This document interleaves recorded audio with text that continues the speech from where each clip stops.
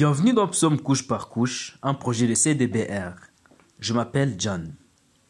Cette vidéo est notre coup d'œil sur le Psaume 2. Le but de ce coup d'œil ou synthèse est de saisir la logique interne de ces psaumes. C'est le point de départ pour comprendre un psaume. Nous avons intitulé le Psaume 2 « Mon roi sur Zion ». Ce psaume parle du roi terrestre, du roi céleste et plus important encore, le roi propre à Dieu sur le mont Zion, lieu où le ciel et la terre se rencontrent. Chacun de ces rois a un discours dans le psaume 2, chose qui permet de structurer le psaume dans son ensemble. D'abord, le roi terrestre annonce leur rébellion. Le roi céleste, Dieu, répond. Ensuite, le roi oint de Dieu annonce le décret de Dieu. La dernière section dans laquelle les rebelles reçoivent un ultimatum est la seule qui ne comporte pas de discours incorporés. Dans la scène d'ouverture, la rébellion, le roi terrestre se rassemble pour renverser le règne du Seigneur et de son roi élu. Comment un roi se rebelle-t-il contre un autre? Dans le monde ancien, il y avait souvent des rois de rangs différents, un roi régnant sur plusieurs autres rois. Cette relation était formalisée par un traité. Les rois des rangs inférieurs n'étaient pas souvent satisfaits de leur position. Lorsqu'ils se sentaient assez forts, ils essayaient de se rebeller et de gagner leur indépendance. Ils choisissaient les moments où les grands royaumes étaient vulnérables, par exemple lors d'un changement de souverain.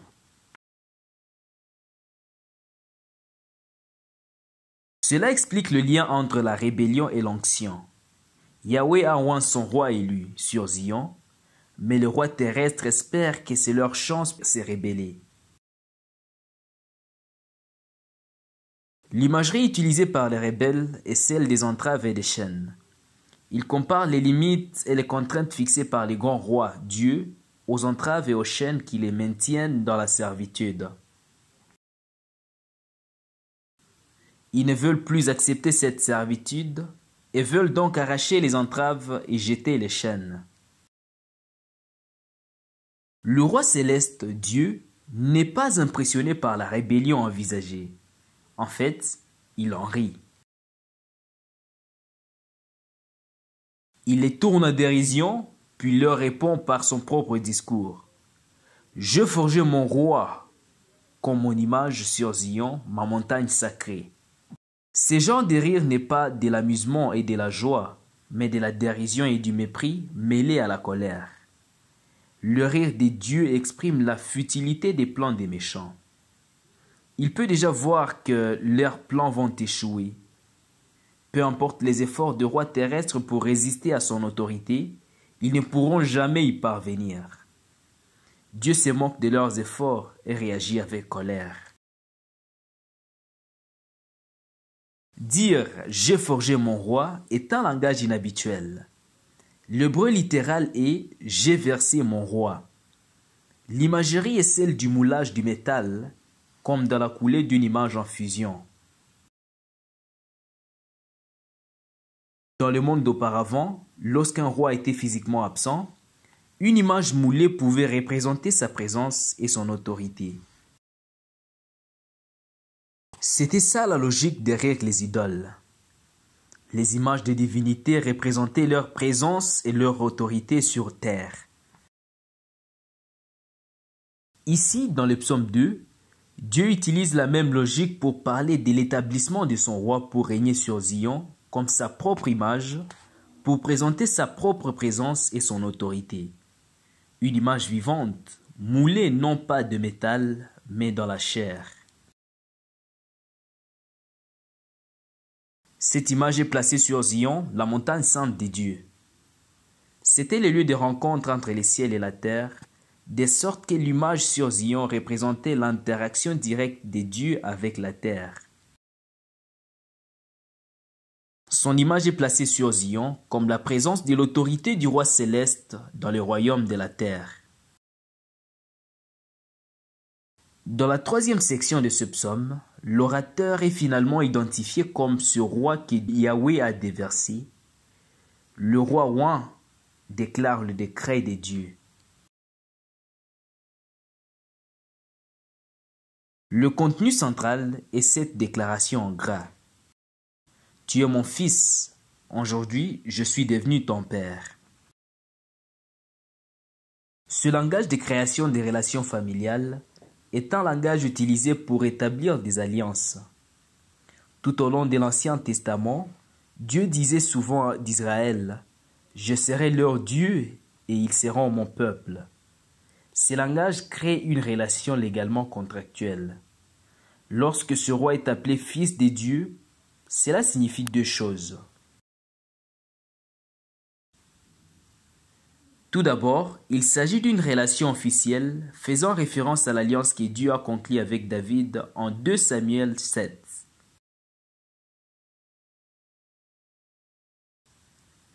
Il promettait d'établir pour toujours la dynastie de David, la tâche du roi étant de représenter le Père céleste sur terre.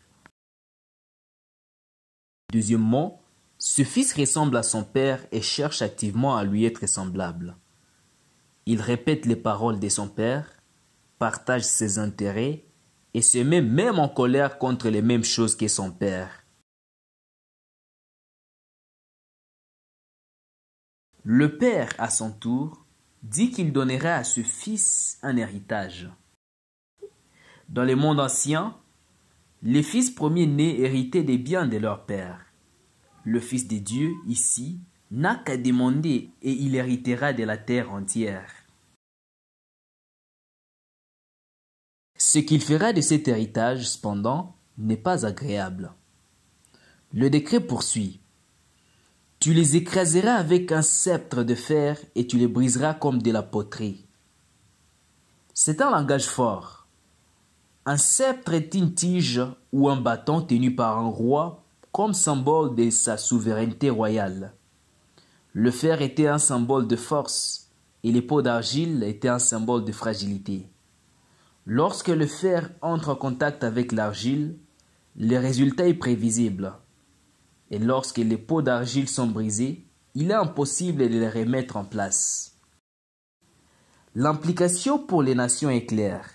Si elles continuent dans la rébellion, elles seront écrasées, brisées comme des morceaux de poterie sans espoir de récupération.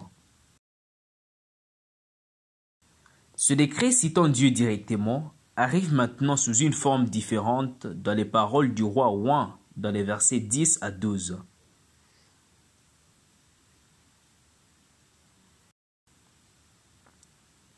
Il lance son propre ultimatum au roi de la terre, les exhortant à reconnaître la futilité de leur rébellion et à choisir de les servir plutôt que de périr.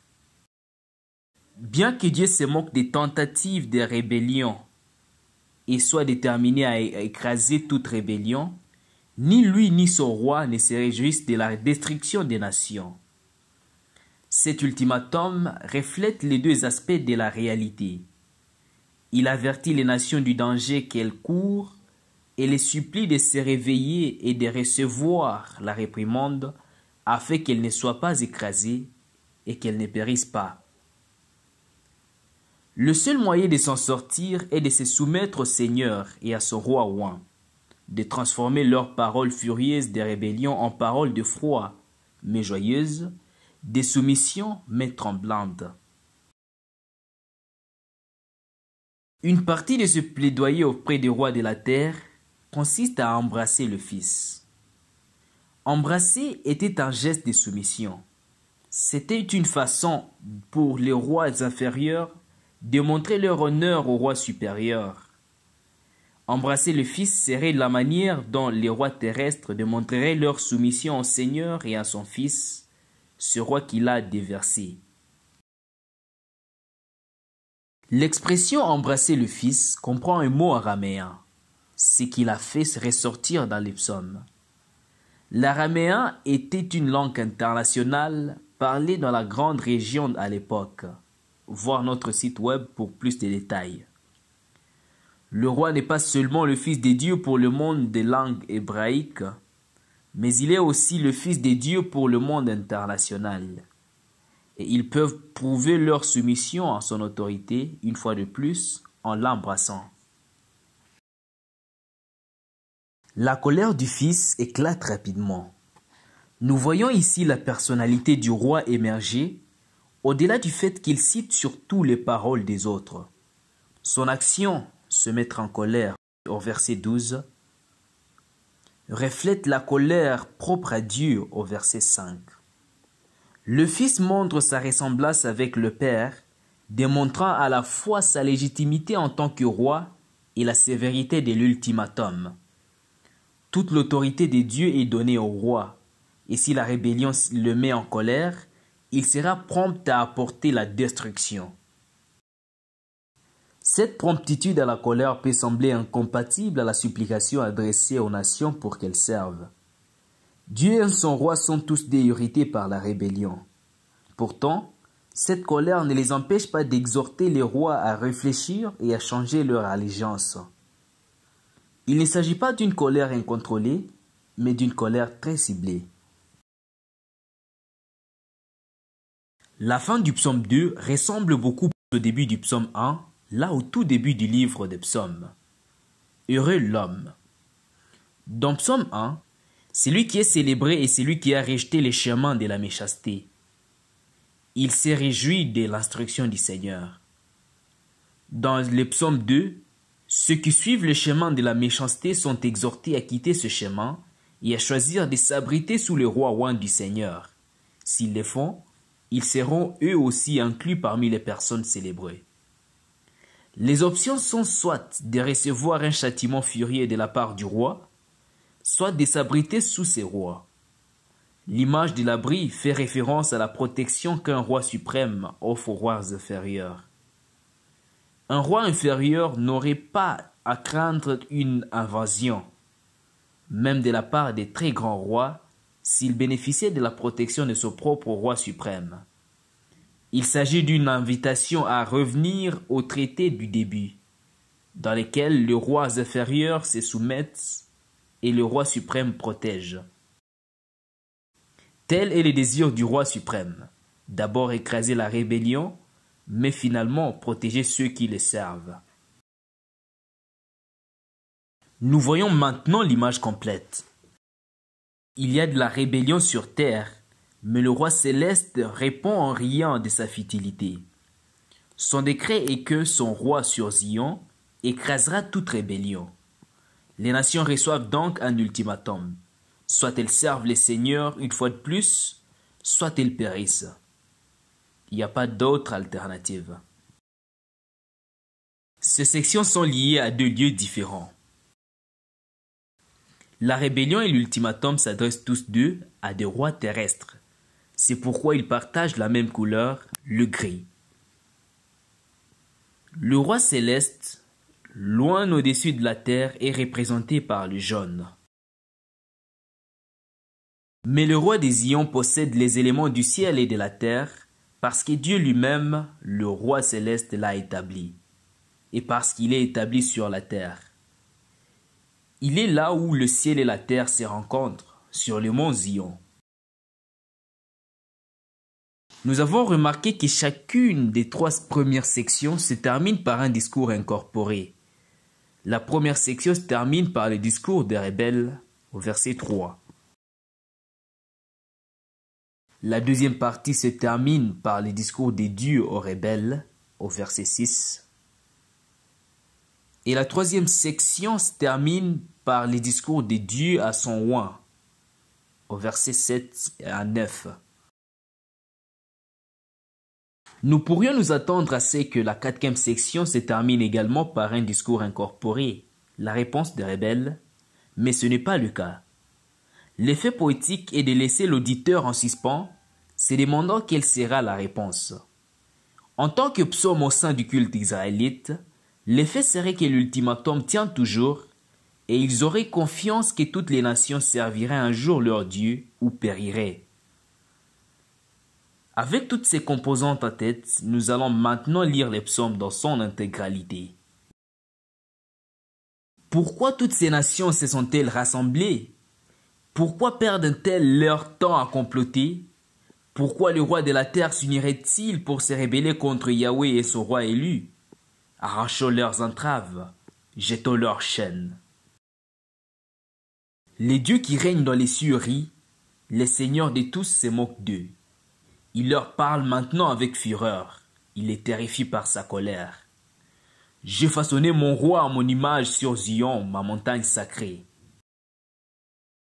Je vais proclamer le décret. Yahweh m'a dit, tu es mon fils, aujourd'hui je suis devenu ton père.